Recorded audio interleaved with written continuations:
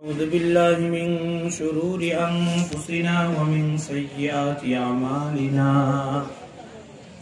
من يهده الله فلا مضل له ومن يضلله فلا هادي له وأشهد أن لا إله إلا الله وحده لا شريك له وأشهد أن سيدنا وسندنا وحبيبنا وحبيب ربنا وطبيبنا وطبيب قلوبنا ومولانا محمد صلى الله تعالى عليه وعلى آله وأصحابه وبارك وسلم. أما بعد فقد قال الله تعالى في كلامه المجيد والفرقان الحميد. بسم الله الرحمن الرحيم. لقد سمع الله قول الذين قالوا إن الله فقير ونحن أغنياء وقال رسول الله صلى الله عليه وسلم من لزم الاستغفار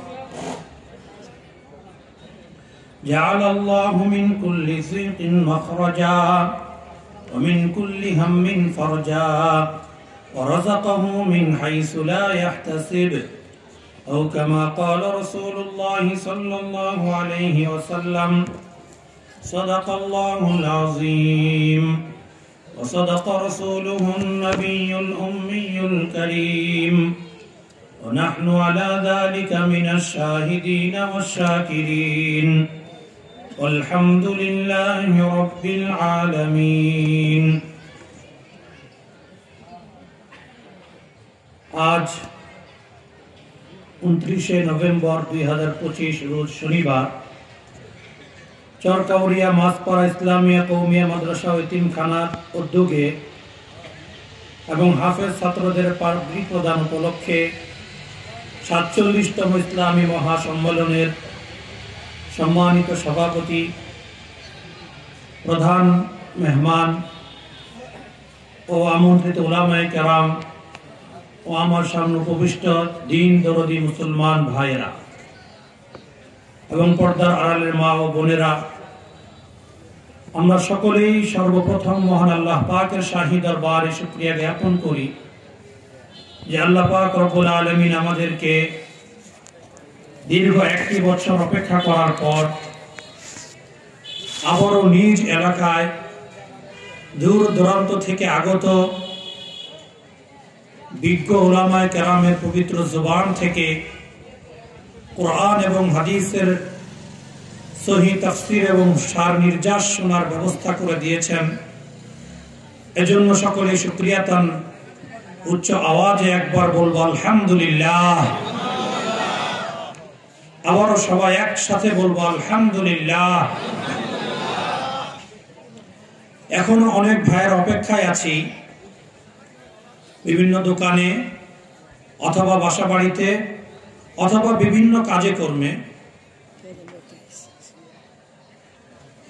आलহামদুলিল্লাহ आमादेर जे कांक्षित मेहमान अत्यंत विज्ञ आलेम एवं सारा बांग्लादेशे प्रत्यंत अंचले समग्र बांग्लादेशे प्रतिदिन एकाधिक प्रोग्राम करे जाच्छेन एवं मानुषेर हेदायतेर जन्य मेहनत करे जाच्छेन। खुबই কাছের মানুষ विज्ञ आलेम एवं बा आमल एकजन बक्ता आमरा पेয়েছি। उनी आमादेर माझे उपस्थित হয়েছেন। उनी विश्राम निয়ে খাওয়া দাওয়া করে ইনশাআল্লাহ আমাদের সময় মতো উপস্থিত এসে যাবেন। তবে আমরা যারা এখনো বিভিন্ন জায়গায় ঘোরাফেরা করতেছি মজলিসে উপস্থিত হতে পারি নাই আমাদের এই সুযোগ কিন্তু আজকেই শেষ। সর্বোচ্চ আর 2 থেকে 3 ঘন্টা চলবে।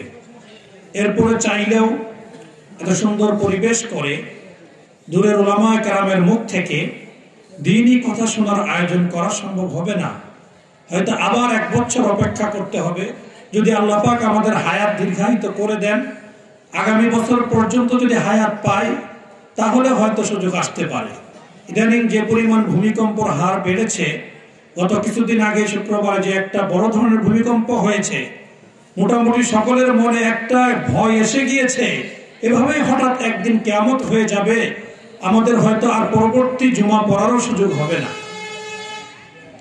এজন্য আর দেরি না করে আমরা মেহেরবানি করে অল্প সময়, 2 থেকে 2.5 ঘন্টা সময় হয়তো আর বাকি আছে, আমরা সামনে বসে আলোচনা শুনলে যে পরিমাণ দিলের খোরাক হবে, যে পরিমাণ ফায়দা হবে, ঘরে বসে আরামে কোথাও থেকে এই ওয়াজের দ্বারা হয়তো কান পর্যন্ত পৌঁছবে শব্দ, কিন্তু দিল পর্যন্ত পৌঁছবে না, যার ফলে সেই ওয়াজের দ্বারা আমার হেদায়েতের কোনো ফায়সালা হবে না, কোনো সুযোগ হবে না।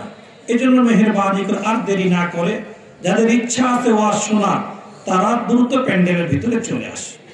আল্লাহ তাআলা আমাদেরকে আমলের নিয়তে কথাগুলো বলা এবং শোনার তৌফিক দান করেন, সকলে বলি আমিন। যারা আমাকে চিনেন তারা জানেন আমি আসলে মাঠে ময়দানের কোনো বক্তা না, আমি মূলত একজন মাদ্রাসার একজন টিচার, যে পোস্টারের মধ্যে ঘোষণা দিয়েছে মুহাদ্দিস। আমি মূলত হাদিস পড়াই, কোরআনের তাফসীর ছাত্রদেরকে পড়াই। বক্তা হলো যারা মাঠে ময়দানে ওয়াজ করেন, তারা বক্তা। আমাদের প্রধান বক্তা আছেন ইনশাআল্লাহ, উনি আপনাদেরকে একেবারে মন ভরে ওয়াজ শোনাবেন ইনশাআল্লাহ, আশাবাদী। এবং আমি ওনার কাছে বলেছিও যে আমাদের শ্রোতারা যেন আপনার ওয়াজ শুনে একেবারে মোহিত হয়ে যায় এবং প্রাণ ভরে আপনার ওয়াজ শুনতে পারে, পর্যাপ্ত সময় ওনাকে দেওয়া হবে ইনশাআল্লাহ। তবে আমি যেহেতু একজন টিচার, হাদিস এবং কোরআনের তাফসীর পড়াই, সেই হিসাবে আমার আলোচনা ওই ক্লাসের মতোই হবে। যদি শুরু থেকে কেউ মনোযোগ দিয়ে শুনে এবং খেয়াল করে শুনে, হয়তো 2-4টা কথা শিখতে পারবে ইনশাআল্লাহ, এতটুকু আমি আপনাদেরকে আশা দিতে পারি। তো শুরু থেকে আমরা কথা শুরু করে দেই, সকলে এদিকে মনোনিবেশ করি, সকলেই আমার দিকে একটু লক্ষ্য করি। শুরু থেকেই কথাগুলো আমরা মনোযোগ দিয়ে শুনবো, যতটুকু কথা হোক, সময় অনেক বেশি নাই, যতটুকু হোক ইনশাআল্লাহ আমরা আমলের নিয়তে শুনবো। আল্লাহ আমাদের তৌফিক দান করেন। আমি কিছু বলবো, মাঝে মাঝে প্রশ্ন করব, কথার উত্তর দিলে আমি বুঝবো যে আপনারা ক্লাসটা বুঝতেছেন, আমার সবকগুলো আপনারা বুঝতেছেন। যদি চুপচাপ থাকেন, বুঝবো যে আমি আমার বলেই যাচ্ছি কিন্তু আপনারা আমার কথা বুঝতেছেন না, তাহলে ফায়দা কম হবে। এজন্য প্রশ্ন করে একটু উত্তর দিলে সহজ হবে ইনশাআল্লাহ। আল্লাহু আকবার।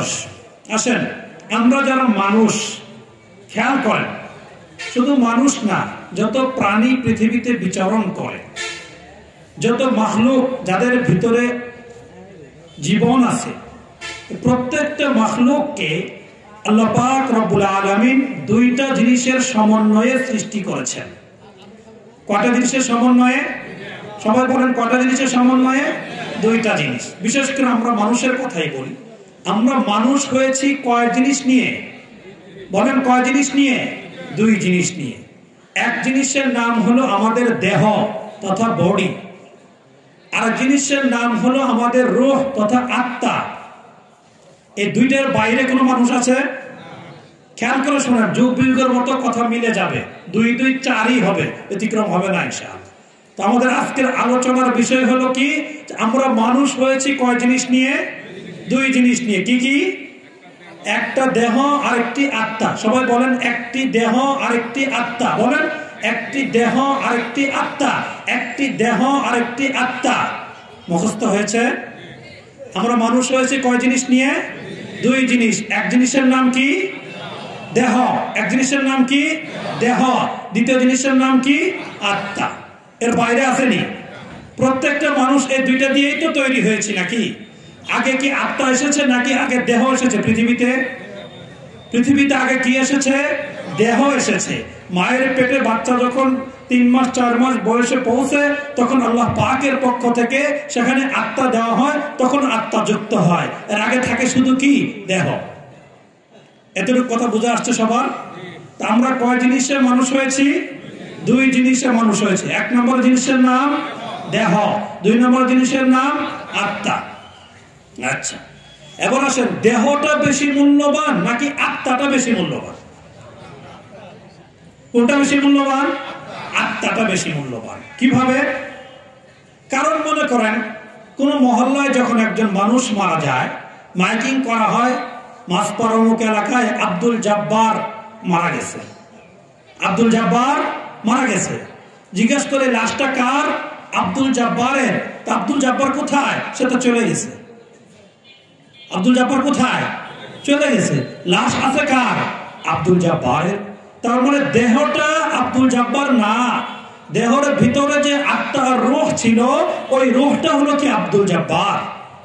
কথা ঠিক কি না? তার মানে দেহ এটা হলো একটা খাঁচা, একটা হলো পিঞ্জিরা, একটা কি পিঞ্জিরা, আর আত্মাটা হলো পিঞ্জিরার ভিতরে সযতনে রাখা একটা পাখি। ঠিক না বেঠিক? আচ্ছা, আর আত্মাটা কেমন? আত্মাটা হলো এমন এক দামি জিনিস যে আত্মা না হলে কোনো মানুষকে আর মানুষ বলাই হয় না, তখন তাকে কি বলা হয়? লাশ বলা হয়। কি বলা হয়? লাশ বলা হয়। তার মানে বোঝা গেল দেহের তুলনায় আত্মার মূল্য আল্লাহর কাছে বহু গুণে বেশি, কিন্তু আল্লাহর কাছে না, মানুষের কাছেও বেশি। যদি আত্মাটা কোনো মানুষের ভিতরে না থাকে, মায়ের কলিজার টুকরা সন্তান, 7-8 বছরের মায়ের কোন সন্তান যদি মারা যায়, বলেন কোন মায়ের সন্তান 8 বছর বয়সে দুনিয়া থেকে বিদায় হয়েছে, মানে তার দেহ থেকে আত্মাটা পৃথক হয়ে গিয়েছে। এবার বলেন মা ওই দেহকে কয়দিন ঘরে রাখবে? বলেন কয়দিন ঘরে রাখবে? যত মহব্বত করুক সর্বোচ্চ 12 ঘন্টা, বেশি থেকে বেশি দূরের কোনো মেহমান আসার থাকলে 24 ঘন্টা, এর বেশি কি কেউ রাখবে? রাখলেও আশেপাশে লোকজন তাকে রাখতে দিবে? দিবে না। এত মহব্বতের সন্তান, কলিজার টুকরা সন্তান, এই সন্তানের দেহ থেকে যখন আত্মাটা পৃথক হয়ে যায়, ওই মহব্বতের সন্তানকে ঘরে রাখে না, সেই একা একা গুরুস্থানে মাটির নিচে দাফন করে আসে। কোনটার দাম বেশি? মা যে সন্তানকে আদর করে কিসের কারণে? দেহের কারণে নাকি আত্মার কারণে? আত্মাটা চলে গেলে দেহের কোনো কি নাই? মূল্য নাই। আত্মা চলে গেলে দেহের কোনো কি নাই? মূল্য নাই। আল্লাহু আকবার। এবার আসেন, কিন্তু আমাদের অবস্থা হয়ে গেছে কি, যে আমাদের কাছে ওই আত্মার তুলনায় দেহের মূল্য বেশি। যার ফলে মনে করেন, একটা উদাহরণ দিলে সহজে বুঝে আসবে। মনে করেন এক লোক একটা খাঁচার ভিতরে ময়না পাখি কিনে আনছে, টিয়া পাখি কিনে আনছে, খুব শখ, পাখি পালে, খাঁচার ভিতরে ময়না পাখি রাখে, তাকে মাঝে মাঝে খাবার দেয়, কিন্তু খাঁচাটা বেশি সুন্দর দেখায় না, খাঁচাটা একটু অগোছালো, ভাঙাচোরা, দেখতে সুন্দর না। এবার মালিকে চিন্তা করে যে এই খাঁচা দেখলে যাই দেখে সেই আমাকে মন্দ বলে, আমার কি টাকা পয়সার অভাব, কাজে আমি এই খাঁচা রাখবো না, আমি ভালো খাঁচা নিয়ে আসি। লোহার খাঁচা দিয়ে ফেলে দিয়ে সে পিতলের খাঁচা ব্যবহার করা শুরু করেছে। এতেও সন্তুষ্ট হয় না, এবার সে রূপার খাঁচা ব্যবহার করেছে, এতেও তার পেট ভরে না। এবার সে বিদেশে গিয়েছে, উন্নত মানের স্বর্ণ দিয়ে একটা ময়না পাখির জন্য খাঁচা তৈরি করে এনেছে। এবার খাঁচা তৈরি করে আনার পরে তার 24 ঘন্টার মেহনত শুধু খাঁচার পিছনে। একবার খাঁচাকে মুছে, একবার খাঁচাকে ঝাড়ু দেয়, একবার খাঁচাকে বিভিন্ন আইটেমে রাখে, কিন্তু ভিতরে যে একটা সুন্দর পাখি আছে, ময়না পাখি, ওই পাখির কোনো যত্ন এবং খাবার সে দেয় না। বলেন, শুধু এই খাঁচার যত্ন যদি করতেই থাকে, আর ভিতরে রাখা যে পাখি, তার যদি খাদ্য দেওয়া না হয়, তার যদি যত্ন করা না হয়, বলেন এই খাঁচার ভিতরে পাখিটা কয়দিন থাকবে? থাকবে সর্বোচ্চ 1 সপ্তাহ, 1 মাস, এরপর পাখিটা কি হয়ে যাবে? চলে যাবে। তখন এই খাঁচা দিয়ে কি হবে? মানুষ তাকে ভালো বলবে না বোকা বলবে? বলেন কি বলবে? বোকা বলবে। ঠিক তদ্রূপ আমাদের এই দেহ, আমাদের এই জিসিম, বডি, এটা হলো ওই পাখি রাখার খাঁচার মতো। এই দেহের ভিতরে আল্লাহ পাক রব্বুল আলামিন আমাদের একটা রূহ নামক পাখি ফু দিয়ে রেখে দিয়েছেন। ওই পাখি যতক্ষণ আছে ততক্ষণ আমার এই দেহের মূল্য আছে, পাখি যখন চলে যাবে তখন আমার দেহেরও কোনো মূল্য আল্লাহর কাছে থাকবে না। কিন্তু আমরা ওই পাখিওয়ালার মতো স্বর্ণের খাঁচা তৈরি করেছি, চেহারার মধ্যে, বডির মধ্যে কত দামি দামি ক্রিম, সুনু, পাউডার, ফেস ওয়াশ ব্যবহার করি, বডিকে ভালো রাখার জন্য কত আরামায়েশের ব্যবস্থা করি, কিন্তু ভিতরে যে জিনিসটা রয়েছে সবচেয়ে দামি আত্মা, সেটার পিছনে কোনো মেহনত আমাদের নাই। বুঝাচ্ছে কথা? এই জন্য নবী করিম সাল্লাল্লাহু আলাইহি ওয়াসাল্লাম এক হাদিসের মধ্যে পরিষ্কার বলেছেন, আল কাইসু মান দানা নাফসাহু ওয়া আমিলা লিমা বাদাল মাউত। চালাক তো হলো ওই ব্যক্তি, বুদ্ধিমান তো হলো ওই ব্যক্তি যে নাকি দেহের পিছনে মেহনত না করে আত্মার পিছনে মেহনত করে, আত্মার খাবারগুলো সহিভাবে সঠিক সময়ে প্রয়োগ করে, ওই ব্যক্তি হলো চালাক। এটা হাদিসের কথা। আমরা আসি শুধু দেহের পিছনে।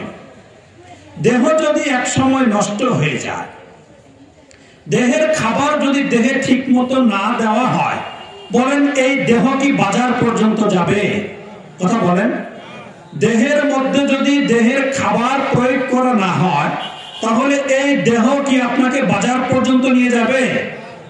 নাকি 3 দিন 7 দিন যদি খাবার না দিলে দেহকে বিছনা কি করে দিবে? শুইয়ে দিবে।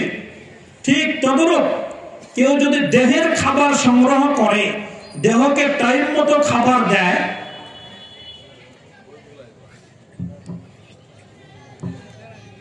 কিন্তু তার আত্মাকে খাবার দেয় না, কথা খেয়াল করেন, কান খাওয়া রাখলেই হবে। যদি কোনো মানুষ দেহকে খাবার দেয় কিন্তু আত্মাকে খাবার দেয় না, দেহকে যেমন খাবার না দিলে ওই দেহ কিছুদিন পরে তাকে বাজার পর্যন্ত নিতে পারে না, ঠিক তদরূপ কোন মানুষ যদি কোন আত্মাকে যথাযথভাবে খাবার প্রয়োগ না করে, ওই আত্মা ওই মানুষকে মসজিদ পর্যন্ত যেতে দিবে না। কথাটা বুঝে আসছে? দেহকে খাবার না দিলে বাজারে যেতে দেয় না, আত্মাকে খাবার না দিলে আপনাকে মসজিদে যেতে দিবে না, আপনাকে রমজান মাসে রোজা রাখতে দিবে না, আপনার উপর যাকাত ফরজ হয়েছে যাকাত দিতে দিবে না, আপনার উপর হজ ফরজ হয়েছে হজ করতে যেতে দিবে না, আপনাকে আল্লাহ অনেক সন্তান অর্থ করে দিয়েছেন, সেগুলোকে মাদ্রাসায় প্রয়োগ করার মতো মানসিকতা তৈরি হবে না। কেন? আপনার দেহ না খেতে না খেতে এমন অসুস্থ আর দুর্বল হয়ে গিয়েছে, ওই দেহ আপনাকে দ্বীনি কাজের দিকে পৌঁছায় দিতে সক্ষম না। বুঝতেছেন কথা? এই যে বছরে একবার দ্বীনি মাহফিল করা হয়, আয়োজন করা হয়, দেহর খাবারের জন্য নাকি আত্মার খাবারের জন্য? আল্লাহ পাক রব্বুল আলামিন প্রায় 1.25 লক্ষ, মতান্তরে 2.25 লক্ষ পয়গম্বর প্রেরণ করেছেন। কোন পয়গম্বর দেহর পিছনে মেহনত শিখায় নাই উম্মতদেরকে। প্রত্যেকটা নবী এসে আত্মার পিছনে, রূহের পিছনে মেহনত করেছেন। এমন একটা নবী আল্লাহ পাঠান নাই যে নবী এসে কোন মানুষের দেহের পিছনে মেহনত করেছেন। এমন কোন নবীকে আল্লাহ পাঠিয়েছিলেন যে নবী দেহের পিছনে মেহনত করেছেন? প্রত্যেকটা নবী এসে মেহনত করেছে কিসের উপরে? দেহের উপরে নাকি আত্মার উপরে? আত্মার উপরে। কেন? দেহের খাবারের তুলনায় আত্মার খাবার বেশি গুরুত্বপূর্ণ। দেহ যেমন ক্ষুধা লাগে, তার খাবারের প্রয়োজন হয়, ঠিক তদ্রূপ আত্মারও ক্ষুধা লাগে, আত্মারও পিপাসা লাগে, আত্মারও খাবারের প্রয়োজন হয়। দেহের খাবার না দিলে বেশি থেকে বেশি আপনার দুনিয়ার জীবনটা হয়তো শেষ হয়ে যাবে, কিন্তু আত্মার খোরাক যদি না দেওয়া হয়, শুধু দুনিয়ার জীবন শেষ হবে না, বরং পরকালে চিরস্থায়ী জাহান্নামের কীটে পরিণত হতে হবে। এজন্য আমরা আজকে এখানে বসেছি কিসের জন্য? দেহের খাবার নাকি আত্মার খাবার সংগ্রহ করার জন্য? দেহ আল্লাহ তাআলা তৈরি করেছেন কোথায় থেকে? মাটি থেকে। আল্লাহ তাআলা দেহ তৈরি করেছেন কোথায় থেকে? মাটি থেকে। আগুন, পানি, মাটি, বাতাস, এই 4 উপাদান দ্বারা আল্লাহ তাআলা মানুষের দেহ তৈরি করেছেন। এজন্য মানুষের দেহের খাবারও আল্লাহ তাআলা এই 4 উপাদান দ্বারাই তৈরি করে দেন।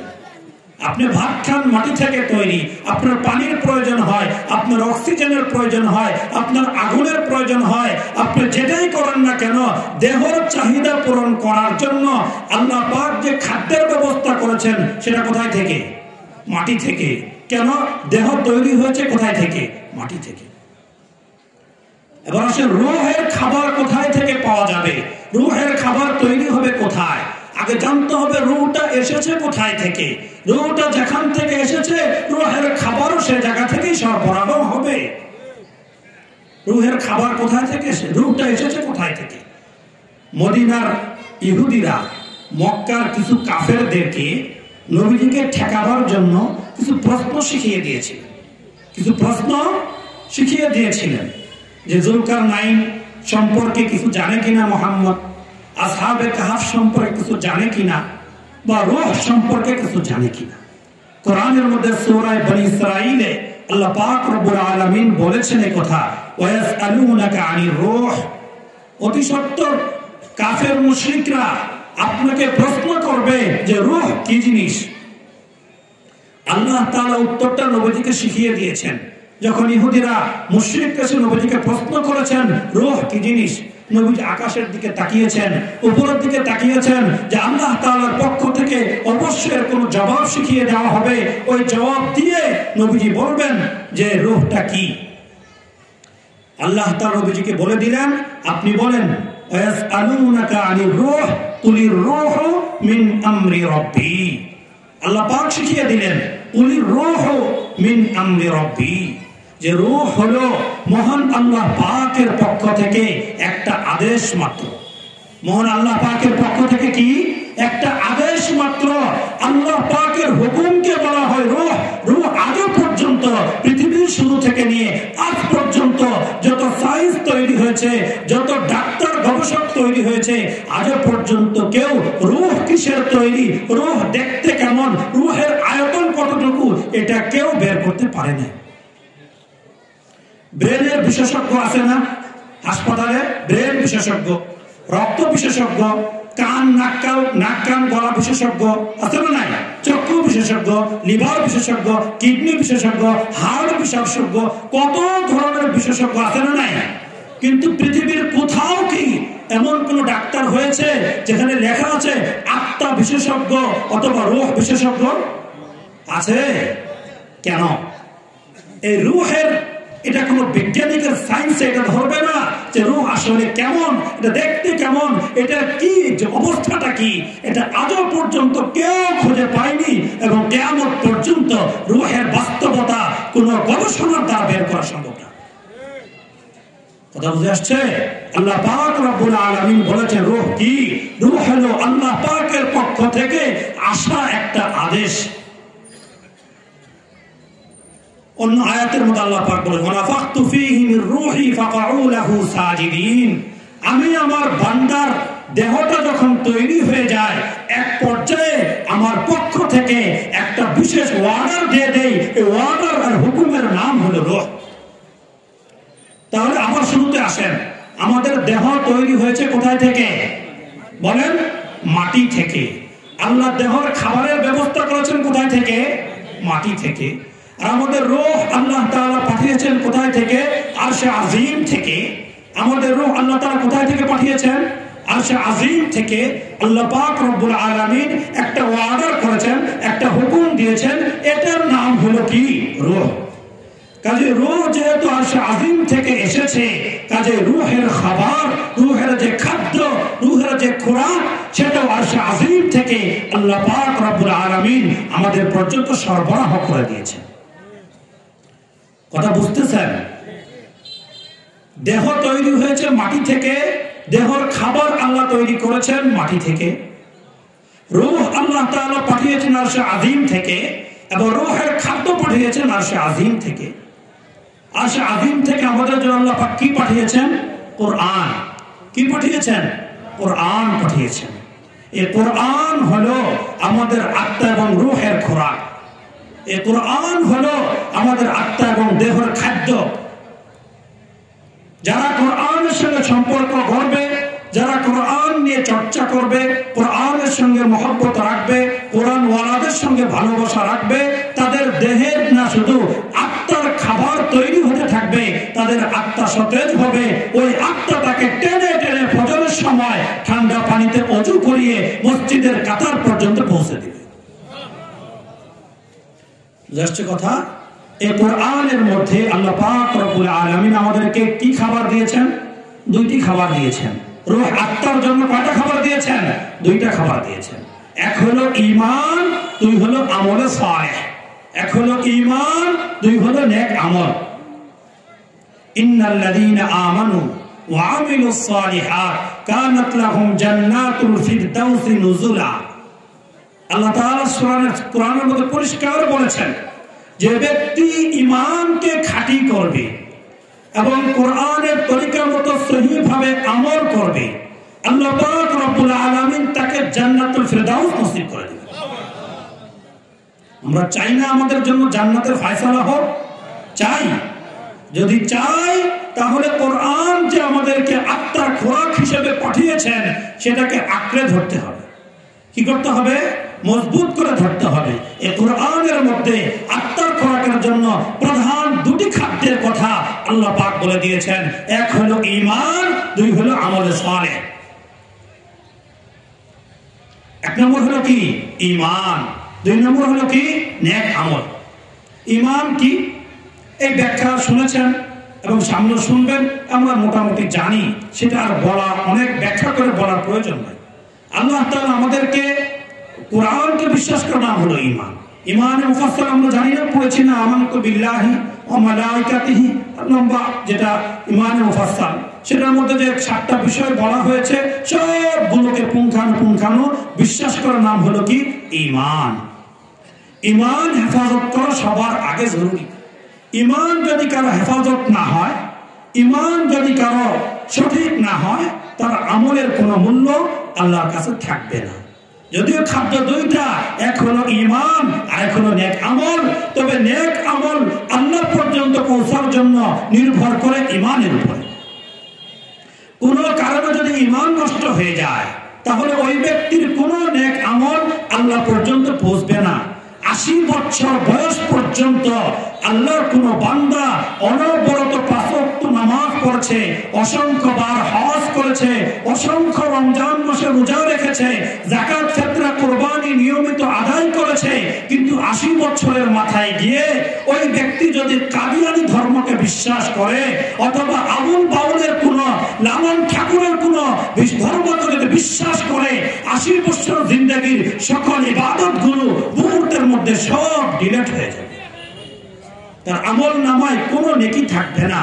যদি সে 50 বছর বয়সের কোন মানুষ বিবাহিত হয়ে থাকে আর সে কাদিয়ানী ধর্মকে বিশ্বাস করে, কাদিয়ানীদেরকে সঠিক বলে মানে, আবুল লালন ঠাকুরের যে বিশ্বাসী কিছুদিন আগে যে আল্লাহকে নিয়ে ব্যঙ্গ করা হয়েছে, বেয়াদবি করা হয়েছে, বাউল শিল্পী আবুল সরকার নাস্তিক আর বেধর্মী, এই ব্যক্তিকে যদি কেউ সাপোর্ট করে, তাদের ধর্মকে যদি কেউ বিশ্বাস করে, সাথে সাথে তার 50 বছর জিন্দেগির সকল আমলগুলো বাতিল হয়ে যাবে। সাথে সাথে সে যদি বিবাহিত হয়ে থাকে, ওই বেবি তার জন্য হারাম হয়ে যাবে। ওই বিবির কাছে যাওয়া তার জন্য বৈধ হবে না। ওই বিবির সঙ্গে রাত্রি যাপন করে তার জন্য হারাম হয়ে যাবে। হালাল বিবি মুহূর্তের মধ্যে হারাম হয়ে যাবে। কেন? তার ঈমানে ভেজাল ঢুকে গিয়েছে। কেন? তার ঈমানে ভেজাল ঢুকে গিয়েছে। এই জন্য প্রধান কাজ হলো ঈমানকে শিরিক মুক্ত রাখা, ঈমানকে সঠিক রাখা। কোন কারণে যদি ঈমান নষ্ট হয়ে যায়, তাহলে সমস্ত আমল বরবাদ হয়ে যায়। হ্যাঁ, আপনি কালিমা পড়ে আবার নতুন করে মুসলমান হতে পারবেন, এই সুযোগ আছে, কিন্তু 70 বছর জীবনে যা আমল করেছিলেন সমস্ত আমল তো বাদ হয়ে গেল, সেটা আপনি উঠাবেন কিভাবে? কতটা কঠিন বিষয়। এজন্য ঈমান হেফাজত করা সবার আগে জরুরি। সাহাবায়ে কেরাম সবচেয়ে বেশি সেনসিটিভ ছিলেন ঈমানের বিষয়ে। কিসের বিষয়ে? ঈমানের বিষয়ে। যদি আল্লাহকে নিয়ে কেউ ব্যঙ্গ করে, আল্লাহর সামনে যদি কেউ বেয়াদবিমূলক কথা বলে, নবীজিকে নিয়ে ব্যঙ্গ করে, ইসলামের কোন বিষয়কে নিয়ে যদি কেউ কটাক্ষ করে, সাথে সাথে তার ঈমান চলে যায়। আপনারা হয়তো জুমার দিন শুনে থাকবেন খতিব সাহেবদের মুখ থেকে, গত কয়েকদিন আগে মানিকগঞ্জের এক বাউল শিল্পী, কি নাম? আবুল সরকার, অনেকে হয়তো শুনে থাকবেন। সে লালন ঠাকুর একটা ছিল না? কি ঠাকুর? লালন ঠাকুর। যারা নিজেদেরকে ফকিরি দল বলে প্রচার করে, ফকিরের দল, ভিক্ষা করা ফকির না, একটা পার্টি আছে ফকিরি দল, আছে না নাই? প্রত্যেক সমাজে তাদের কিছু অনুসারী আছে, তাদের কিছু ভক্তবৃন্দ আছে যারা লালন ঠাকুরের ভক্ত, বাউল শিল্পী, বাউলের ভক্ত যারা। ওই বাউল শিল্পীর কোন এক ব্যক্তি নাম হলো আবুল সরকার। সে আল্লাহর ব্যাপারে বলে যে মুসলমান যে আল্লাহ আল্লাহ বলে, সে আল্লাহ যে কি তার আগা মাথা আমি খুঁজে পাই না। নাউজুবিল্লাহ বলবেন না? তারপরে বলে কি কোরআন নিয়ে বলে যে সূরা নাস, কুল আউযু বিরাব্বিন নাস, মালিকিন নাস, ইলাহিন নাস, এই বারবার যে নাস এসেছে, সে বলে আল্লাহ এখানে বারবার নাচ বলছে কেন? আমরা যেন বেশি বেশি নাচানাচি করি, এই জন্য আল্লাহ এখানে নাচের কথা বলছে। এগুলা কি আল্লাহ নিয়ে কোরআন নিয়ে ব্যঙ্গ করা না? আমাদের বাংলাদেশে হয়েছে এগুলো, অথচ আমাদের কোনো খবরই নাই। অথচ সাহাবায়ে কেরামের অবস্থা কেমন ছিল একটু শুনেন। নবীজির পরেই সবচেয়ে বেশি মর্যাদাবান সাহাবীর নাম কি? হযরতে আবু বকর সিদ্দিক রাদিয়াল্লাহু তাআলা আনহু, তিনি ইসলামের প্রথম খলিফা ছিলেন। নবীজির পরেই সবচেয়ে যার মর্যাদা, নবীজি নিজে তাকে মর্যাদা দিয়েছেন, তিনি নবীজির শ্বশুর। যখন নবীজি হিজরত করে মক্কা থেকে মদিনায় যাচ্ছিলেন, হিজরতের সময় 3 দিন একটা গুহার মধ্যে লুকায়িত ছিলেন, আত্মগোপনে ছিলেন। সেখানে নবীজির সফর সঙ্গী কে ছিল? বলেন কে ছিল? হযরতে আবু বকর সিদ্দিক রাদিয়াল্লাহু তাআলা আনহু। ওনার মনটা কি নরম নাকি গরম? নরম। উনার থেকে বেশি নরম দিলওয়ালা কোন মানুষ কিয়ামত পর্যন্ত আল্লাহ তাআলা পৃথিবীতে তৈরি করবেন না।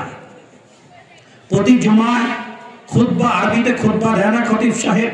দ্বিতীয় খুতবার মধ্যে পড়ে না, আরহামু উম্মতি বিউম্মতি আবু বকর ওয়া আশাদ্দুহুম ফি আমরিল্লাহি উমর ওয়া আসদাকুহুম হায়াআন উসমান ওয়া আকযাহুম আলী।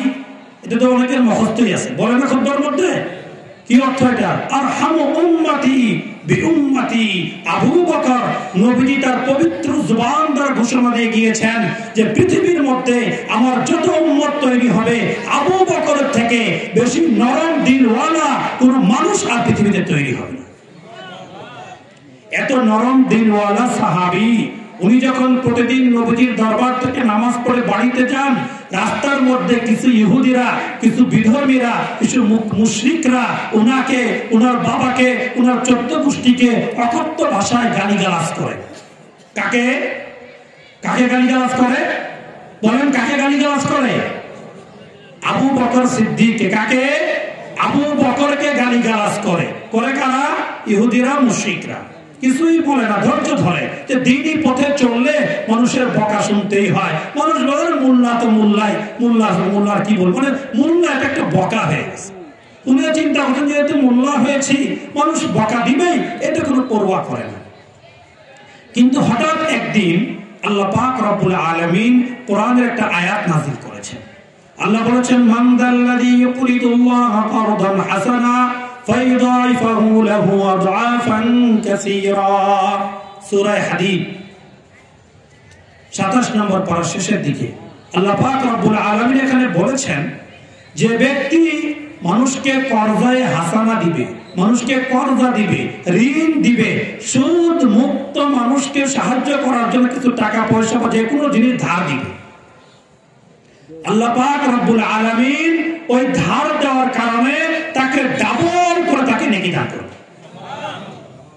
মানুষকে 10 টাকা দান করলে যে নেকি হয়, এর তুলনায় 100 টাকা ধার দিলে বেশি নেকি হয়। কেন? আপনি যাকে দান করলেন, দান করলে তো আপনার নিয়তি থাকে এটার প্রতি আমার আর মহব্বত নাই, এটা আমি পরকালের জন্য তাকে দিয়ে দিলাম, ওটার প্রতি কোনো আশা ভরসা থাকে না। কিন্তু যখন আপনি কাউকে ঋণ দেন 2000 টাকা, 10,000 টাকা, 100 টাকা, 500 টাকা, তখন আপনার মনে সেই টাকার প্রতি একটা টান থাকে, একটা মহব্বত থাকে, ওই টাকাটা আমাকে সে কবে পরিশোধ করবে, থাকে কি থাকে না? এজন্যই বলা হয় দান করার তুলনায় সুদ মুক্ত ভাবে ঋণ দিলে বেশি ফায়দা হয়। কিন্তু আমাদের বর্তমান সমাজে কারো কাছে 10 টাকা ঋণ চাওয়া হয়, আরে আমি নিজেই বাজার কর টাকা পাই না, তোকে ঋণ দিব কিভাবে? আর যদি বলে আমি তোকে প্রতি 1000-এ 100 টাকা করে প্রতি মাসে লাভ দিব, আর কয় হাজার লাগবে, কালকে বিকালে আমার সঙ্গে বাজারে দেখা করিস। মিথ্যা কথা বললাম? আছে না নাই? স্বাভাবিকভাবে ঋণ চাইলে কেউ দিতে রাজি না। আর যদি বলা হয় তোকে প্রতি লাখে 20,000 করে দিব প্রতি মাসে, তাহলে বলো কত লাখ লাগবে, বাজারে দেখা করিস। এই হলো মুসলিম সমাজের অবস্থা। অথচ আল্লাহ বললেন কি, সুদ মুক্ত ভাবে আল্লাহকে রাজি আর খুশি করার জন্য যদি কেউ ঋণ দেয়, আল্লাহ তাকে ডাবল নেকি দান করে। তখন ওই মুনাফিকরা বলাবলি শুরু করলো, হে আবু বকর, এতদিন তো ভাবছিলাম শুধু তোরাই মনে হয় গরিব আর ফকির, এখন তো দেখি তোরা যে আল্লাহর কথা বলিস, যে আল্লাহ নাকি মহান আসমান তৈরি করছে, যে আল্লাহ পাহাড় তৈরি করছে, যে আল্লাহ জমিন তৈরি করেছেন, ওই আল্লাহ তো দেখি ফকির, আমাদের কাছে ভিক্ষা চায়। কত বড় কথা বলেছে সে! আল্লাহকে ফকির বলেছে, আমরা হলাম ধনী আর তোদের খোদা হলো ফকির। কথা বুঝতেছেন আমার? আল্লাহকে কি করা হয়েছে? অবমাননা করা হয় নাই, আল্লাহর শানে বেয়াদবি করা হয় নাই। দেখেন আবু বকর এত নরম সাহাবী, সবচেয়ে নরম সাহাবী যিনি, উনারও এই কথা সহ্য হয় নাই। উনি সাথে সাথে গরম হয়ে দীর্ঘ কয়েক বছর যাবত উনার নামে উনাকে বকাবাদ্য করে, উনার বাবা মাকে বকাবাদ্য করে। উনি কোনো বকার উত্তর দেন না, কোনো রিয়াকশন প্রকাশ করেন না। কিন্তু যখন ওনার আল্লাহকে নিয়ে ব্যঙ্গ করেছে, আল্লাহকে বকা দিয়েছে, আর সহ্য করতে পারেন নাই। আবু বকরের ইমানি জজবা জাগ্রত হয়ে, ইমানের শক্তে বলিয়ান হয়ে হাত উঁচু করে তার কানের মধ্যে এমন জোরে একটা আঘাত করে দিয়েছেন, সাথে সাথে অপশেষে মাটিতে পড়ে গিয়েছে। কিসের শক্তি এটা? ইমানের শক্তি, আল্লাহর প্রতি মহব্বত আর ভালোবাসা। ইমানদারের সামনে যখন আল্লাহকে নিয়ে কটূক্তি করা হবে, রাসূলকে নিয়ে কটূক্তি করা হবে, ইমানদারদের প্রধান রূহের খাদ্য কোরআনকে নিয়ে কটূক্তি করা হবে, ইমানদার জায়গায় বসে থাকতে পারে না। ইমানদার জায়গায় ঠিক থাকতে পারে না, এটা সম্ভব না। কেন? কোরআনের মধ্যে আল্লাহ পাক বলেছেন, ওয়াল্লাযীনা আমানু আশাদ্দু হুব্বান লিল্লাহ, যে ইমানদার হবে, যে নিজেকে ইমানদার বলে দাবি করবে, তার অন্তরের মধ্যে সব থেকে বেশি ভালোবাসা থাকবে হলো মহান আল্লাহ পাকের। আল্লাহ পাকের থেকে বেশি ভালোবাসা যদি কারো অন্তরে থাকে, সে ইমানদারই হতে পারবে না। এবার ওই ইহুদির বাচ্চা, ইহুদি, সে ইহুদির পণ্ডিত ছিল, ইহুদিদের আলেম ছিল, গুরু ঠাকুর ছিল। সে চিন্তা করলো, বর্তমান আরবে যার শাসন চলে তিনি হলেন মুহাম্মদ রাসূলুল্লাহ সাল্লাল্লাহু আলাইহি ওয়াসাল্লাম। তারপরে যার পজিশন, রাসূলের পরে যিনি বড় মন্ত্রী, তিনি হলেন হযরতে আবু বকর সিদ্দিক রাদিয়াল্লাহু তাআলা আনহু। উনি যেহেতু আমার গায়ে আঘাত করেছেন, কাজেই এই আঘাতের বিচার নবীজি ছাড়া অন্য কেউ করতে পারবে না। কাজেই নবীজির কাছে মামলা দায়ের করে। কে মামলা দায়ের করছে? কার কাছে? ইহুদি মামলা দায়ের করেছে নবীজির কাছে। কার বিরুদ্ধে? নবীজির শত্রুর বিরুদ্ধে নাকি নবীজির পরম বন্ধুর বিরুদ্ধে? একেবারে অন্তরঙ্গ বন্ধু যে আবু বকর সিদ্দিক, এই বন্ধুর বিরুদ্ধে নবীজির যে পরম শত্রু ইহুদির বাচ্চা ইহুদি, সে মামলা দায়ের করেছে। দেখেন আপনার প্রিয় সাহাবী আবু বকর আমাকে থাপ্পড় দিয়ে গালের মধ্যে কি করে দিয়েছে। আবার নবীজি বলেন সাক্ষী নিয়ে আসো। ওই ইহুদি বলে সাক্ষীর প্রয়োজন কি? আপনি নিজে ইনকোয়ারি করে দেখেন আমার গালের দশা কি। নবীজি উঠে দেখলেন, হ্যাঁ, তার গালের মধ্যে ঠিকই 5 আঙ্গুলের থাপ্পড়, আঙ্গুলের ছাপ বসে আছে। তখন নবীজি বলেন, এই কাজ উমরে করলে যুক্তিসঙ্গত, মনে হয় উমরেই করেছে, তুমি ভুলে হয়তো নাম বলতেছো আবু বকর। কেন? উমর তো গরম না নরম? গরম। আবু বকর কি নরম না গরম? নরম।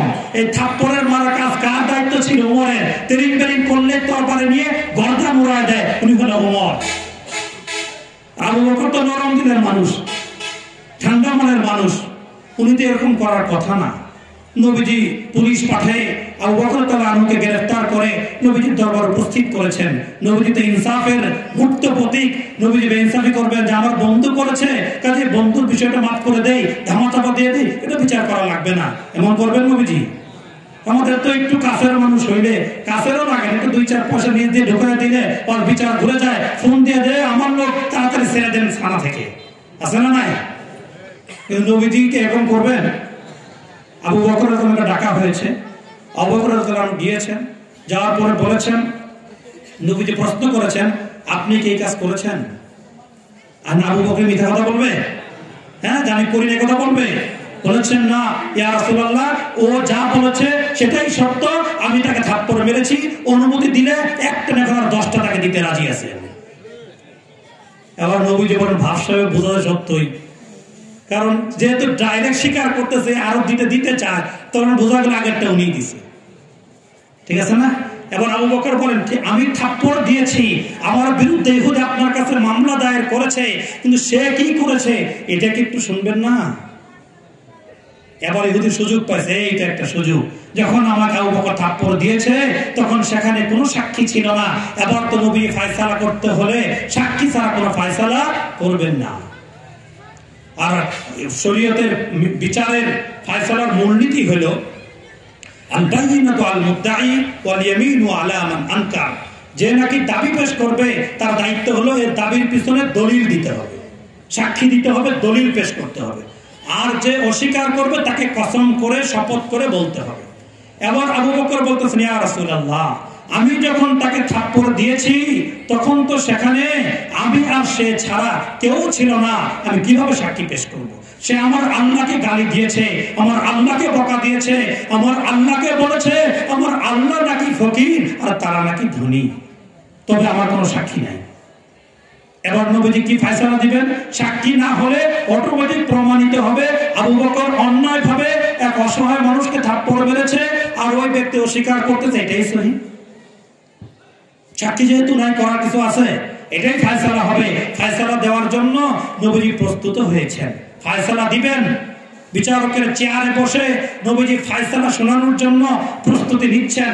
ঠিক ওই সময় আল্লাহ পাক রব্বুল আলামিন আরশে আজিম থেকে হযরত জিবরিল আমিনকে ওহী দিয়ে সাথে সাথে বলেছেন, এই মুহূর্তে তুমি আমার হাবিবের কাছে যাও, তার কানে কানে গিয়ে বলো আবু বকরের জন্য পৃথিবীর কোনো মানুষ সাক্ষী না থাকলেও আরশে আজিমের উপর থেকে মহান আল্লাহ পাক আবু বকরের পক্ষে সাক্ষী প্রদান করে দিচ্ছে।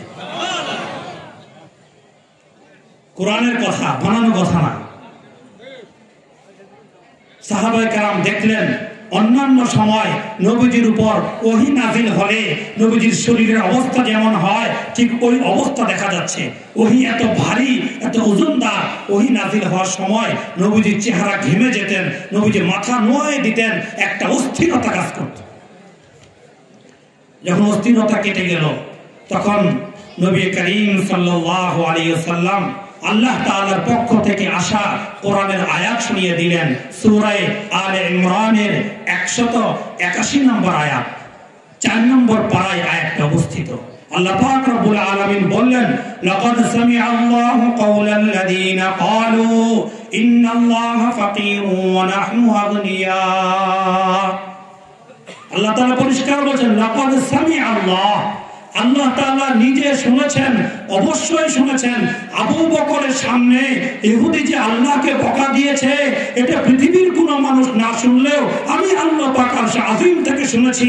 আবু বকর যে দাবি করেছে ইহুদি আমাকে গরীব বলেছে আর তারা নিজেদেরকে ধনী প্রমাণ করেছে, এটাই সহি কথা। ওই ইহুদি যে কথা বলেছিল ওই কথাটাই আল্লাহ পাক কোরআনের আয়াত বলে নাযিল করেছেন। লাকাদ সামিআ আল্লাহু কাওলাল্লাযীনা ক্বালু ইন্নাল্লাহা ফাকীরুন ওয়া নাহনু আগনিয়া। আল্লাহ হলো ফকির, আমরা হলাম ধনী।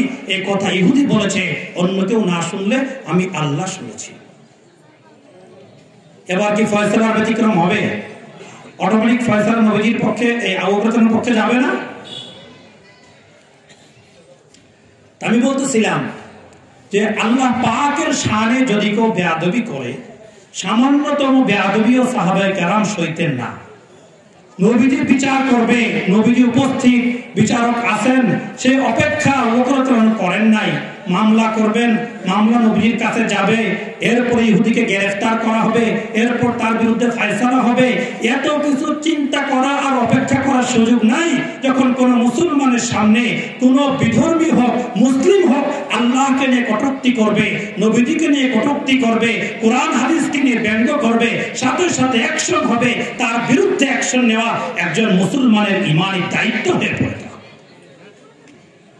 কাজেই মানিকগঞ্জের যে আবুল সরকার বাউল শিল্পী, সে আল্লাহ পাকের শানে যে বেয়াদবি করেছে, এজন্য তাকে, তার বিরুদ্ধে মামলা করা হয়েছে, তাকে আদালত গ্রেফতার করেছে। গ্রেফতার করার পরে কিছু কিছু বুদ্ধিজীবীরা, কিছু কিছু সুশীলরা তার পক্ষে সাফাই গায়, বলে এটাকে গ্রেফতার করা অন্যায় হয়েছে। আশ্চর্য কথা, মুসলমান কি সে আছে এখনো যে আল্লাহকে নিয়ে কটূক্তি করে, কোরআনকে নিয়ে ব্যঙ্গ করে? সে কি মুসলমান থাকার সুযোগ আছে? যে আমরা যদি ইমানদার হয়ে থাকি, আমাদের দিলের ভিতরে যদি আল্লাহর মহব্বতের ভালোবাসা থাকে, কোরআন হাদিসের রাসূলকে নিয়ে, ইসলামের কোন বিধানকে যদি ব্যঙ্গ করে, সাথে সাথে অ্যাকশনে যাওয়া ইমানের দাবি। এটা বিচার আদালত পরে, আগে অ্যাকশন। কথা বুঝতেছেন? ঠিক তদ্রুপ কাদিয়ানীরা আছেন এক গ্রুপ, যারা নবীজিকে শেষ নবী মানে না। তাদের যে আবুল আলা কি জানি বলে, মির্জা গোলাম আহমদ কাদিয়ানী, তাকে শেষ নবী মানে। এটাও বেয়াদব, সেও কাফের হয়ে যাবে, ঈমান থাকবে না। আমি বলছিলাম মূলত আমাদের রূহের খোরাকের দুইটা কথা আল্লাহ পাক রব্বুল আলামিন কোরআনে বিশেষভাবে বলেছেন। এক হলো ঈমান, সহি ঈমান। 2 নম্বর হলো আমলে সালেহ। কথা মনে আছে না? হারাই গেছে? মনে আছে কথা? আবার সেখানে ফিরে যায়। তার মানে ঈমান হেফাজত না করলে আমার আমল বাতিল হয়ে যাবে, এবং বিবাহ করে থাকলে অটোমেটিক বিবি আমার জন্য হারাম হয়ে যাবে। এজন্য কি কি কাজের দ্বারা ঈমান ভঙ্গ হয়, ঈমান নষ্ট হয়, সেগুলো জেনে সে অনুযায়ী আমল করা জরুরি। ঈমান ভঙ্গের কারণগুলো বলার আজকে আর সুযোগ নাই, অল্প একটু বলেছি, সেটা আমরা খেয়াল রাখবো ইনশাআল্লাহ। এবার আসে দ্বিতীয় পয়েন্ট, রূহের খোরাক, আত্মার খোরাক। দ্বিতীয় পয়েন্টটা কি ছিল বলেন? কি ছিল? নেক আমল। কি ছিল? নেক আমল, আমলে সালেহ। নেক আমলের দুইটা দিক। নেক আমলের কয়টা দিক? দুইটা দিক। সবাই বলেন, নেক আমলের কয়টা দিক? দুইটা দিক। এক নম্বর দিক হলো করণীয় কিছু কাজ। এক নম্বর দিকের নাম কি? করণীয় কিছু কাজ। দুই নম্বর দিক হলো বর্জনীয় কিছু কাজ। করণীয় কিছু জিনিস, বর্জনীয় কিছু জিনিস, এই দুইটার নাম একসাথে হলে সেটার নাম হলো কি? আমলে সালেহ। যেগুলো করতে বলেছেন সেগুলো করা নেক কাজ, যেগুলো থেকে বিরত থাকতে বলেছেন ওগুলো থেকে বিরত থাকাও নেক কাজ। এজন্য সূরা রহমানের মধ্যে বা বিভিন্ন সূরার মধ্যে আল্লাহ পাক রব্বুল আলামিন বলেছেন, ওয়ালিমান খাফা মাকাম রাব্বিহি জান্নাতান। ওয়ালিমান খাফা মাকাম রাব্বিহি জান্নাতান। যে ব্যক্তি আল্লাহকে ভয় করে করণীয় কাজগুলো করবে, বর্জনীয় কাজগুলো থেকে দূরে থাকবে, আল্লাহ পাক রব্বুল আলামিন তাকে দুটি জান্নাত পুরস্কার হিসেবে দান করবেন। মুফাসসিরিনে কেরাম এই আয়াতের তাফসীরে লিখেছেন দুটি জান্নাত কেন দেওয়া হবে। এক জান্নাত হলো করণীয় কাজগুলো করার জন্য, আরেক জান্নাত হলো বর্জনীয় কাজগুলো বর্জন করার জন্য। তাকে কটা জান্নাত দেওয়া হবে? দুইটি জান্নাত দেওয়া হবে। কথা বুঝে আসছে? কথাটা বুঝেন নাই? আচ্ছা, তাহলে করণীয় গুলা কি? নেক কাজের মধ্যে করণীয় গুলা কি, বর্জনীয় গুলা কি? বর্জনীয় তো অনেক। আল্লাহ নিষেধ করেছেন গাঁজা খাওয়া যাবে না, হেরোইন খাওয়া যাবে না, মদ খাওয়া যাবে না, ইয়াবা খাওয়া যাবে না, বাবা খাওয়া যাবে না, আর কি জানি এই যে সাইকেলের টায়ারের আঠা পলিথিনে ভরে খায়, কি জানি কয় ডেন্ডি না কি জানি কয়, এগুলা কোনো নেশা জাতীয় দ্রব্য খাওয়া যাবে না, জুয়া খেলা যাবে না, টাস খেলা যাবে না। বললে অভাব আছে? আল্লাহ সুদ খেতে বলেছেন, ঘুষ খেতে বলেছেন, তাই না? এটা অনেক মিঠা লাগে, ঠিক না? ঠিক কথা বলেন। সুদ খাওয়া যাবে? যাবে না। ঘুষ খাওয়া যাবে? যাবে। এগুলো বয়ান করে আর হুজুর আওয়াজ পায় না, খালি সুদ ঘুষের কথা কয়। আল্লাহ আমাদেরকে হেফাজত করেন। নিষেধ কাজ অনেক আমরা জানি, আমরা প্রত্যেকেই জানি কোন কাজটা নিষেধ। আমাদের জানা মতো নিষেধ কাজগুলো থেকে আমরা বিরত থাকি, সেটাই যথেষ্ট। এবার আসেন করণীয় কাজগুলো কি? আল্লাহ নামাজ পড়তে বলেছেন, রোজা রাখতে বলেছেন, সৎ কাজ করতে বলেছেন, মানুষকে ঠকাতে নিষেধ করেছেন, মানুষের হকগুলো যথাযথভাবে আদায় করতে বলেছেন। বলে শেষ করা যাবে অনেক। আমি শুধু একটা হাদিস শোনাবো, আল্লাহ কি করতে বলেছেন একটা হাদিস বলে আমার ওয়াজ শেষ হয়ে যাবে। হযরত আব্দুল্লাহ ইবনে সালাম রাদিয়াল্লাহু তাআলা আনহু, ওনার থেকে বর্ণিত হাদিস, তিনি বলেন নবী করিম সাল্লাল্লাহু আলাইহি ওয়াসাল্লাম বলেছেন যে নেক কাজ কি করতে হবে, কোন কাজগুলো তোমাদের করতে হবে। বিভিন্ন হাদিসে বিভিন্ন কাজ করতে আল্লাহ রাসূল সাল্লাল্লাহু আলাইহি ওয়াসাল্লাম বলেছেন, কোরআনে আল্লাহ পাক বলেছেন। তবে যে হাদিসের মধ্যে নবীজি 4টা কাজ করতে বলেছেন, এমন একটা হাদিস শুনে আমাদের আলোচনা শেষ। শুনবেন 4টা কাজ কি করতে বলেছেন। এবং নবীজি বলেছেন যে ব্যক্তি 4টা কাজ করবে, আমি গ্যারান্টি দিয়ে দিলাম ওই ব্যক্তি নিরাপদে আল্লাহ পাকের তৈরি করা জান্নাত পর্যন্ত পৌঁছে যাবে, মাঝখানে কোথাও তার থামতে হবে না। মাত্র কয়টা কাজ করতে বলেছেন? 4টা কাজ। এই 4টা কাজ যদি কেউ করে, আল্লাহ পাক রব্বুল আলামিন তাকে নিরাপদে জান্নাত পর্যন্ত পৌঁছায় দেবে। শোনা দরকার আছে না নাই? 4টা কাজ একেবারে সংক্ষেপে বলবো, অনেক বিস্তারিত ব্যাখ্যা করে বলার সময় হবে না। নবীজি বলেছেন 1 নাম্বার, গুনে গুনে খেয়াল করেন, আফশুস সালাম ওয়া আতিমুত তাআম ওয়াসিলুল আরহাম ওয়াসাল্লু বিল লাইলি ওয়ান নাসু নিয়াম তাদখুলুল জান্নাতা বিসালাম। কয়টা কাজ বলেছেন? 4টে কাজ বলেছেন। 1 নাম্বার আফশুস সালাম, 2 নাম্বার ওয়াতিমুত তাআম, 3 নাম্বার ওয়াসিলুল আরহাম, 4 নাম্বার ওয়াসাল্লু বিল লাইলি ওয়ান নাসু নিয়াম। 4টে কাজ যদি কেউ করে, তাদখুলুল জান্নাতা বিসালাম, স্বাগত জানাতে জানাতে, তাকে ওয়েলকাম বলতে বলতে ফেরেশতারা জান্নাত পর্যন্ত নিরাপদে পৌঁছে দিবে। এক নম্বর কাজ হলো, নবীজি বলেছেন নিজেদের পরস্পরে সালামের ব্যাপক প্রচলন ঘটাতে হবে। কিসের প্রচলন? সালামের প্রচলন। সালাম নাই আজকে আমাদের মাঝে। থাকলো সালাম আলাইকুম, সালাম আলাইকুম না, সহি শুদ্ধ ভাবে আসসালামু আলাইকুম বলেন। আসসালামু আলাইকুম ওয়া রাহমাতুল্লাহি ওয়া বারাকাতুহু। এটা হলো সহি শুদ্ধ ভাবে সালাম, এটার ব্যাপক প্রচলন ঘটাতে হবে। আমরা সালাম দেই কাকে? যখন কোনো বসের কাছে যাই, যখন বড় কোনো নেতার কাছে যাই, যখন কোনো পাগড়িওয়ালা জুব্বাওয়ালা টুপিওয়ালা হুজুর দেখি, তখন সালাম দিই। কিন্তু নিজের ঘরে গিয়ে সালাম দেই না, নিজের বাবাকে সালাম দেই না, নিজের মাকে সালাম দেই না, নিজের বিবিকে সালাম দেই না। অথচ নবীজি বলেছেন, যদি স্বামী স্ত্রীর মাঝে মিল মহব্বত পয়দা করতে চাও, তাহলে তোমার ঘরে গিয়ে বাহির থেকে যখনই তুমি ঘরে ফিরবে, একটা সহি শুদ্ধ ভাবে মুখে মুস্কি হাসি নিয়ে সুন্দর করে আগে সালাম দাও। 80 বছর বয়স হয়েছে এমন মুরব্বী নাই সমাজে কেউ? 80 বাদ দিলাম, 70 বছর বয়সী কোনো মুরব্বী নাই? অনেক মুরব্বী পাওয়া যাবে, ওই মুরব্বী 5 ওয়াক্ত নামাজ পড়ে, রোজাও রাখে, সবই করে, কিন্তু আজও পর্যন্ত ওই চাচা কোনোদিন তার ঘরে গিয়ে তার 60 বছরের বিবিকে আসসালামু আলাইকুম বলে সালাম দেয় নাই। এরকম লোক মনে খুঁজে পাওয়া যাবে না, যাবে না? নাই? আছে না নাই এরকম? 60 বছর ধরে সংসার করে, কিন্তু কোনোদিন সে ঘরে গিয়ে তার বিবিকে সালাম দেয় না। মসজিদে ইমাম সাহেবকে সালাম দেয়, অন্যান্য হুজুরকে সালাম দেয়, তার বিবিকে সালাম দেয় না। এই জন্য বিবির সঙ্গে আজও পর্যন্ত দ্বন্দ্ব। 60 বছরের সংসার, 70 বছরের সংসার, এখনো জামাই বউ এমন দ্বন্দ্ব, বউ থাকে এক খাটে, জামাই থাকে আরেক খাটে। কথা বুঝতেছেন আমার? মহব্বত উঠে গেছে। কেন উঠে গেছে? সালামের প্রচলন নাই। এই জন্য যদি কেউ নিজের ঘরে সালামের প্রচলন ঘটায়, আল্লাহ তাআলা ঘরের লোকদের মাঝে পরস্পরে মহব্বত আর ভালোবাসা তৈরি করে দিবেন। যদি কেউ সমাজের মধ্যে সালামের আদান প্রদান ব্যাপক হারে করে, সমাজের লোকদের মাঝে আল্লাহ তাআলা মহব্বত আর ভালোবাসা তৈরি করে দিবেন।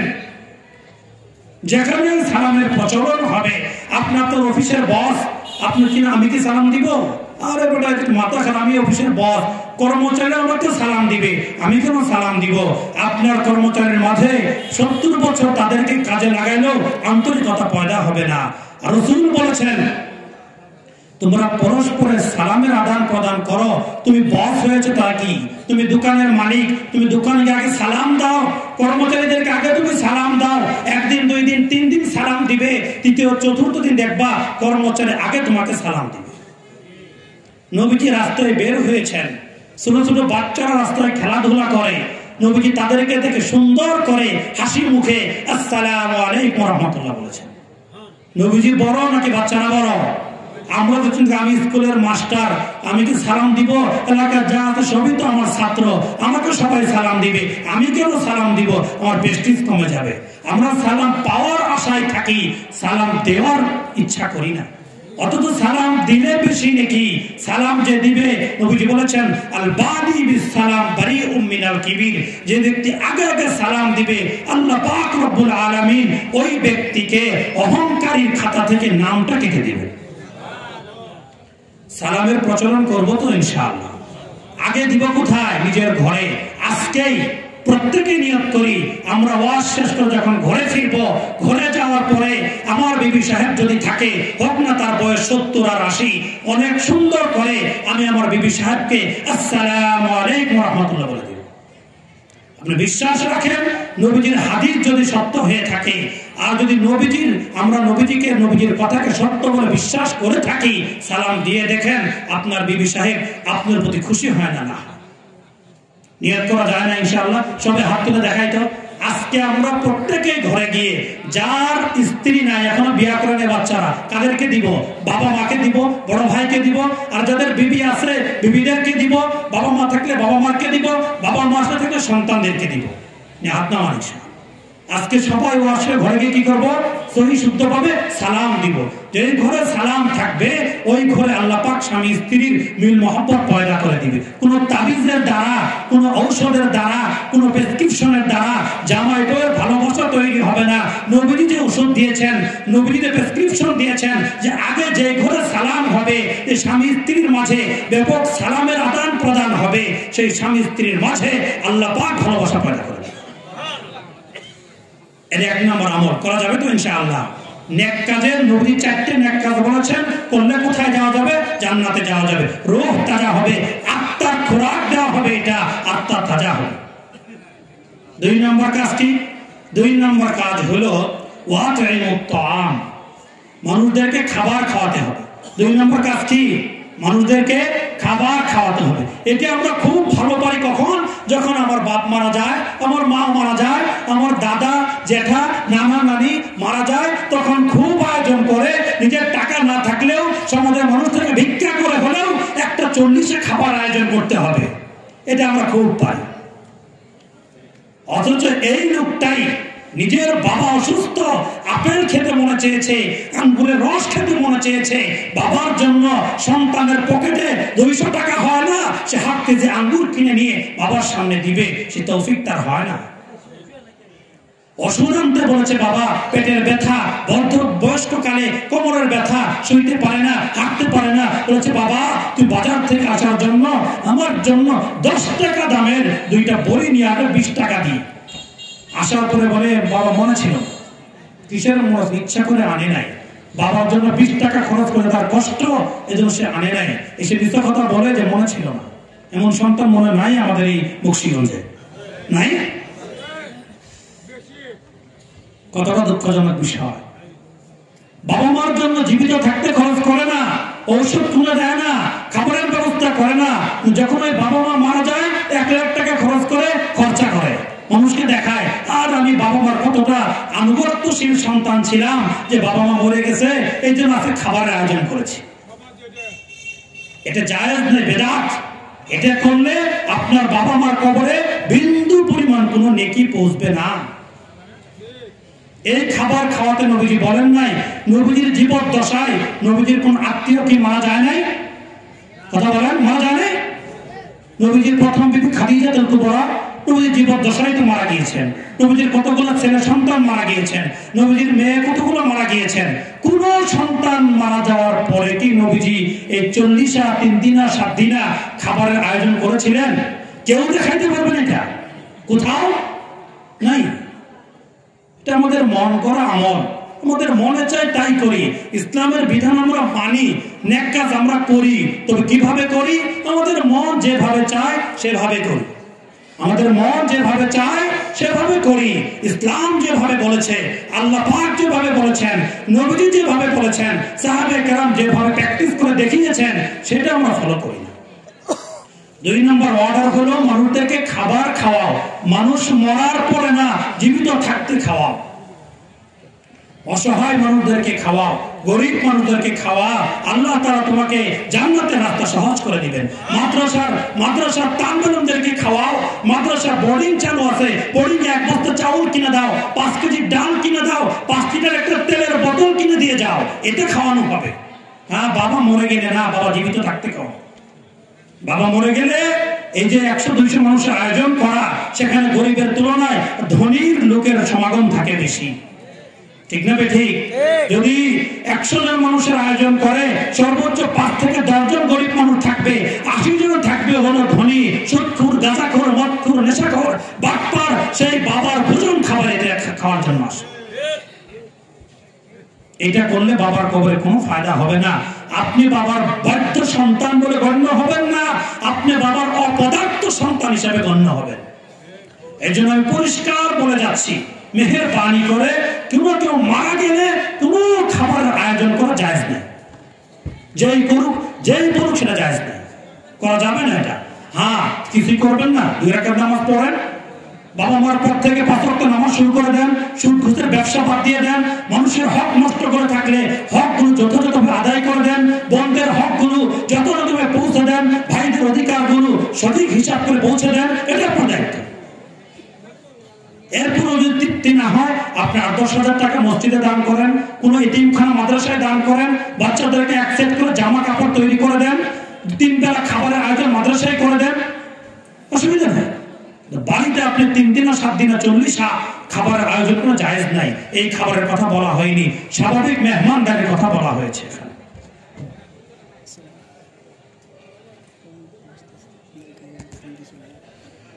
আল্লাহকে শেষ করে দিচ্ছি। 2 নাম্বার গেল। 1 নাম্বার হলো কি? বেশি বেশি সালামের প্রচলন করা। 2 নাম্বার কাজ কি? মানুষকে খাবার খাওয়ানো। তবে খেয়াল রাখ, হাদিসের মধ্যে নবীজি বলেছেন, লা ইয়াকুল তাআমাকা ইল্লা তাকিয়ুন, কোন বদবখ, কোন গুনাহগার, কোন পাপিষ্ঠ যেন তোমার খাদ্য না খায়, তোমার খাবার যেন কোন দিনদার, মুত্তাকি, পরহেজগার মানুষ যেন খায়। মানুষকে খাবার খাওয়াও, আল্লাহ তোমার পরকালকে সহজ করে দিবেন। আপনারা শুনেছেন না বুখারী শরীফের হাদিস, এক দেহ ব্যবসায়ী বেশ্যা মহিলা, দেহ ব্যবসায়ী বেশ্যা মহিলা, সে সারা রাত আকাম কুকাম করার পরে দিনের বেলা বাড়িতে যাচ্ছে, প্রতিমধ্যে দেখে কূপের পাশে একটা কুকুর পিপাসায় জিহ্বা বের করে কাতরাচ্ছে। সে চিন্তা করলো নিশ্চয়ই কুকুররা পিপাসা লেগেছে, কূপ থেকে তো কুকুরে পানি উঠে খেতে পারে না।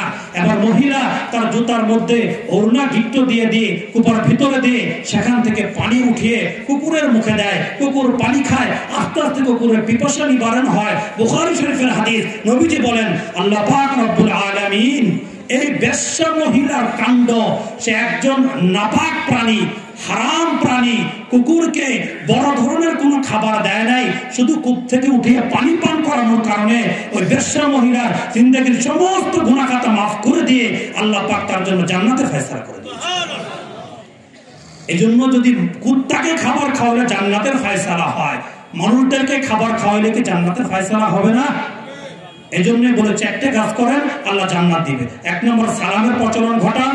2 নম্বর কি? ব্যাপকভাবে মানুষকে খাবার খাওয়ান। বড় আকারে খাবার না খাওয়াইতে পারেন, 10 টাকা দিয়ে 1 কাপ চা খাওয়ান, এটা তো করা যায়। 3 নম্বর কাজ হলো ওয়াসিলুল আরহাম, এবং আত্মীয়তাদের সাথে সম্পর্ক ভালোভাবে বজায় রাখেন।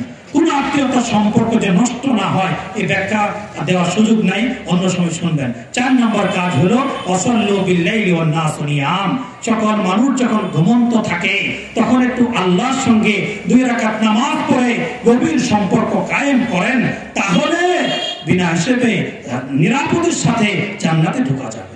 ওরা আমরা ফরজ নামাজে পড়ি না, আবার কি তাহাজ্জুদ পড়বো? ফরজ নামাজ পড়তে কেউ না করছে, পড়েন, আপনি তাহাজ্জুদ শুরু করে দেন, তাহাজ্জুদের বরকতে আপনার কোনোদিন ফরজ নামাজ ছুটবে না। এই কাজগুলো যদি করি, ঈমান যদি ঠিক করি, আর আমলে সালেহ যদি করি, আমাদের আত্মার খোরাক তৈরি হবে, আত্মা শক্তিশালী হবে, আত্মা মজবুত হবে। ওই আত্মা আমাকে আরো বেশি নেক কাজ করার জন্য উদ্বুদ্ধ করবে, ঘাড় ধরে ধরে নেক কাজ করার জন্য টেনে টেনে নিয়ে যাবে।